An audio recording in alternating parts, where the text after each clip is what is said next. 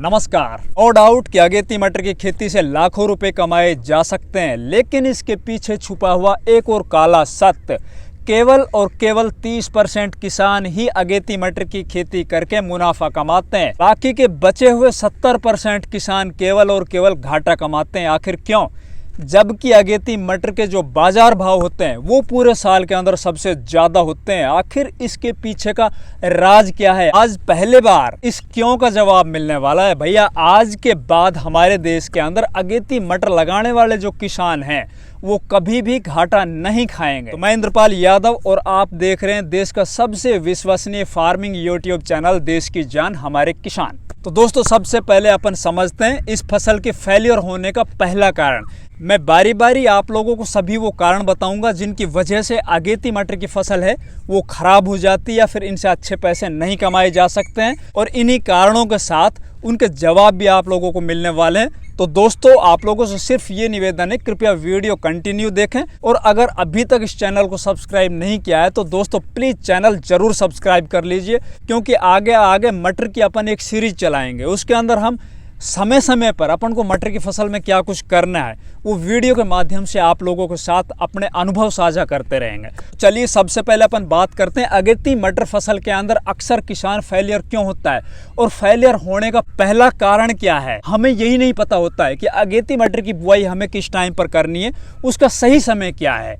देखिए, अगेती मटर की बुआई करने का कोई तारीख नहीं होती है, कोई महीना नहीं होता है। इसके अंदर आपके एरिया के अंदर क्या तापमान है वो डिपेंड करता है अगेती मटर की बुआई के सही समय को। देखिए, हमारे देश में कहीं पर बहुत ज़्यादा तापमान होता है, कहीं पर है तापमान बिल्कुल कम होता है, जैसे कि हिमाचल प्रदेश है, जम्मू कश्मीर है।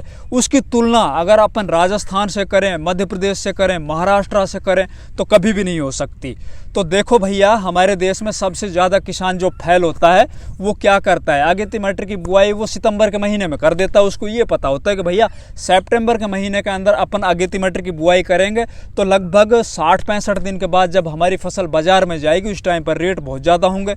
बिल्कुल इसके अंदर कोई शक भी नहीं भैया। लेकिन भाई, यहीं पर अपन गलती कर जाते हैं। अपन को सबसे पहले देखना है कि हमारे एरिया में जो तापमान है वो 32 डिग्री से नीचे कब आता है। रही बात सितंबर महीने की, तो सितंबर महीना किसी साल तो लगभग 15 सितंबर के बाद ही ऐसा मौसम हो जाता है कि जो तापमान है वो 30 डिग्री से नीचे आ जाता है, जहाँ ज़्यादा बारिशें होती है। कई बार, जैसे कि अगर अब की बार की बात करें तो पूरा सितंबर निकल गया, बरसात हुई नहीं है, तापमान है वो लगभग अभी भी 34-35 डिग्री 36 डिग्री तक चल रहा है। भाई, दिन के अंदर बहुत ज़्यादा गर्मी हो रही है।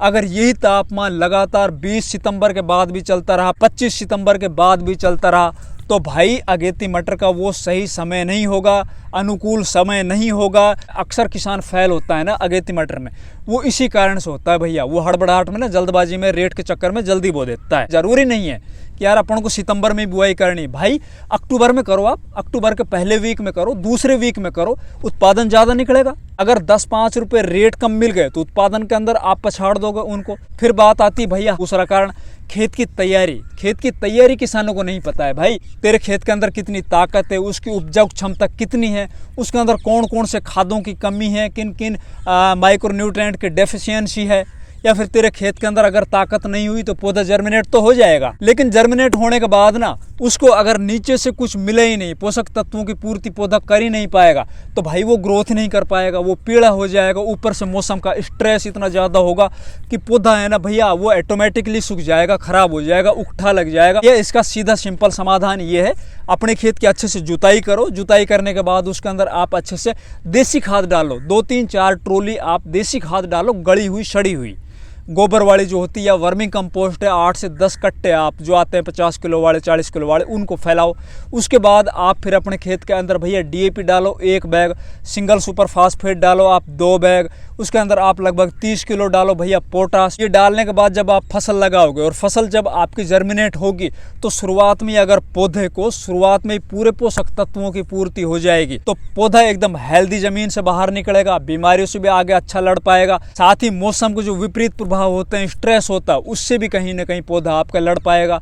तो भैया आप निश्चित तौर पर आधी लड़ाई तो इसी टाइम पर जीत गए, जब आपके खेत के अंदर ताकत अच्छी है, खेत की तैयारी अच्छी की है, आपने सही समय को ऊपर फसल की बुआई की है। इनके अलावा फिर बात आती भैया तीसरे नंबर की, कि यार तीसरा वो कौन सा कारण है जिसकी वजह से अगेती मटर के किसान अक्सर फेल हो जाते हैं। जब अपन मटर की बुआई करते हैं उस टाइम पर हम एक बहुत बड़ी गलती कर जाते हैं भाई। अक्सर किसान क्या करता है, मटर की बिजाई है ना वो सूखे खेतों के अंदर कर देता है। सूखे खेत में बिजाई करने के बाद फिर ऊपर से वो सिंचाई करता है भाई। समझ लीजिए आप उस फसल के अंदर आधी लड़ाई तो वहीं हार गए भाई। अपन को क्या करना है, सबसे बढ़िया मेथड बता रहा हूँ भैया, अगर कामयाब होना है हमें सबसे पहले अपने सूखे खेत के अंदर पहले पड़ेवा कर देना है, सिंचाई कर देनी है बगैर बुआई से पहले बता रहा हूँ मैं। ये सिंचाई करने के बाद पड़ेवा करने के 2 से 3 दिन 4 दिन जैसी आपकी मिट्टी है, अगर आपकी भुरभुरी मिट्टी है तो इस मौसम में हो सकता है कि 2 दिन बाद ही खेत है वो जुताई के लिए तैयार हो जाए।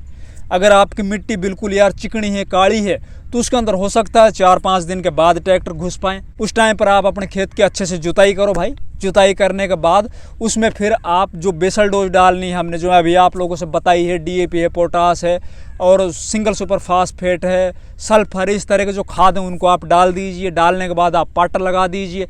पाटर लगाने के बाद और फिर भाई आप मटर की बिजाई कीजिए। आने वाले लगभग 20-25 दिन या 1 महीना है ना, आपको सिंचाई करने की आवश्यकता नहीं पड़ेगी। दूसरा, इसके अंदर पौधा है ना वो बहुत अच्छे से ग्रोथ करेगा, उसके अंदर उकठा की बीमारी वो भी कम लगेगी।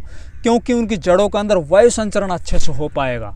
पौधे को अगर नीचे अच्छे से वायु मिलेगी तो नीचे ज़मीन के अंदर जो पड़े हुए पोषक तत्व हैं वो भी अच्छे से काम करेंगे। पौधे की जो जड़ है ना वो भी काफ़ी दूर तक फैलेगी और पौधा है ना आपका अच्छे से सर्वाइव करेगा और बढ़िया से ग्रोथ करेगा। तो भाइयों अपन को ये ध्यान रखना है, ये ऐसा नहीं कि यार पहले बिजाई करके फिर ऊपर से अपन पानी दें, तो उससे क्या होता है कि बहुत सी ज़मीन तो ऊपर से बिल्कुल एकदम सख्त हो जाती, कठोर हो जाती, टाइट हो जाती है। बीज है ना वो जर्मिनेट तो हो जाता है, लेकिन उसके बाद वो ज़्यादा दिन तक सर्वाइव नहीं कर पाता, ज़्यादा दिन तक फिर वो ठहर नहीं पाता है, अच्छे से ग्रोथ नहीं कर पाता, वो पीला हो जाता है। पौधे की जड़ें है ना अच्छे से नीचे ज़मीन में नहीं जा पाती है, या फिर जड़ों के अंदर फंगस लग जाती है, उकठा लग जाता है और पौधा मर जाता है। तो भाई ये ध्यान रखो आप। इससे अगली बात करते हैं चौथे नंबर की, सबसे ज़्यादा इम्पोर्टेंट। ये जब अपन बीज बुआई करते हैं तो उस टाइम पर हम बगैर कोई सोचे समझे जो भी हमें बाजार के अंदर बीज मिल जाता है या फिर कहीं से भी सुनी हुई बातें, देखी हुई बातें, उनको देख के सुन के और हम किसी भी बीज को अपने खेत के अंदर लगा देते हैं।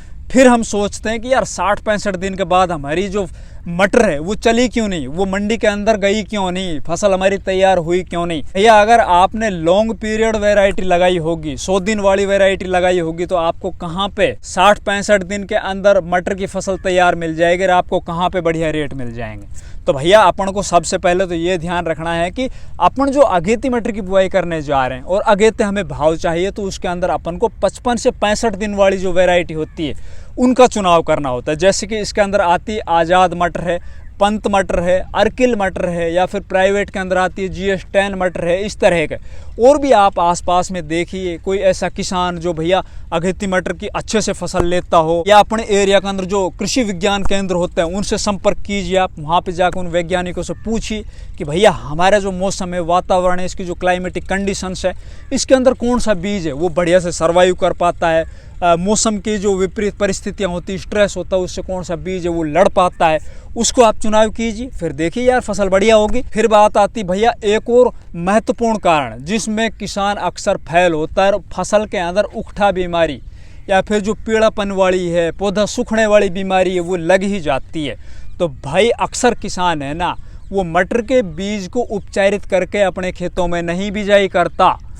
ये बहुत बड़ा रीज़न है उकठा बीमारी लगने का, पौधा सूखने का। तो भाइयों अपन को क्या करना है, बीज लाने के बाद उस बीज को उपचारित कर लेना है। और उपचारित करने के अंदर आपको एक तो फफूंदनाशक लेनी है, चाहे आप कार्बेंडिज्म लो, आप मैनकोजेब लो, या फिर और भी बहुत सी फफूंदनाशक बाज़ार में बढ़िया बढ़िया आ रही है, उनको आप लीजिए और अपने बीज को आप उपचारित कीजिए। साथ ही आप इंसेक्टिसाइड भी ले सकते हो। बहुत से खेतों के अंदर क्या होता है कि लट वाली समस्या होती है, या फिर नेमाटोड होता है, दीमक होती है, तो उनसे बचाव के लिए अपन को शुरुआत में ही कीटनाशक ले लेना है बीज को जब अपन उपचारित कर रहे होते हैं उसी टाइम पर। तो भैया ये आप काम कर लीजिए। फिर अगला काम अपन को क्या करना है कि बुआई करते वक्त अगर हमारे खेत में अच्छे से नमी है तो उसी टाइम पर हमें प्री इमरजेंस खरपतवार नाशी का प्रयोग भी कर लेना है, ताकि आगे चल के हमारी फसल के अंदर खरपतवार ना निकले और हमारी फसल जब तक लगभग 35-40 दिन की ना हो तब तक हमारे खेतों के अंदर खरपतवार नहीं होंगे, तो हमारी फसल ऑटोमेटिक यार अच्छे से ग्रोथ करेगी। ज़मीन में जितने भी पड़े हुए पोषक तत्व हैं